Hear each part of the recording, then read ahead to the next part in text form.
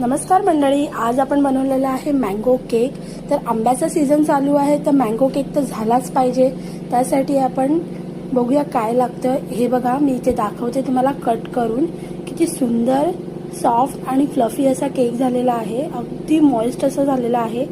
अगदी जितका सुंदर दिसतो तितकाच खायलाही एकदम टेम्पटिंग लागतो। एकदा ट्राय करून बघा। त्यासाठी मी एकदम बारीक रवा घेतलेला आहे।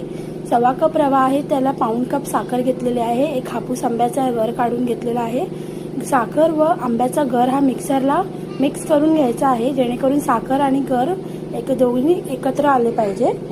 एकदा पल्स मोडवर करून हे बघा असं मिक्स करून घेतलेलं आहे। अगदी सुंदर, अगदी आमरस बघा किती सुंदर लागतोय। त्यानंतर मी त्यामध्ये रवा आहे तो टाकलेला आहे, जेणेकरून रवा सुद्धा आपला व्यवस्थित मस्तपैकी मिक्स होईल। त्यानंतर इथे मी दूध घेतलेलं आहे अर्धी वाटी, त्यामध्ये 1 चमचा व्हिनेगर टाकून तो असं दूध फाडून घेते आहे।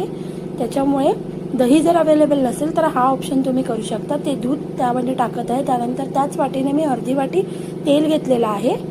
त्याऐवजी तुम्ही तूपही घेऊ शकता, पण मेल्ट करून तूप घ्यायचं आहे। अगदी लिक्विड फॉर्ममध्ये हवं। त्यानंतर हे बघा सगळं एकजीव करून घेतलेलं आहे मिक्सरला घेतल्यामुळे सॉफ्ट आणि अशी एकदम क्रीमी कन्सिस्टन्सी येते केकच्या बॅटरला। आता हे 10 मिनिटासाठी रेस्ट करायला द्यायचं। तोसर मी ते कुकरचा डब्बा घेतलेला आहे, त्यामध्ये मी तेल लावून घेतलेलं बटर पेपर टाकून व त्यानंतर आपण बॅटरमध्ये 1 चमचा बेकिंग सोडा, बेकिंग पावडर व थोडासा व्हॅनिला एसेन्स टाकून मस्तपैकी मिक्स करून घ्यायचं आहे।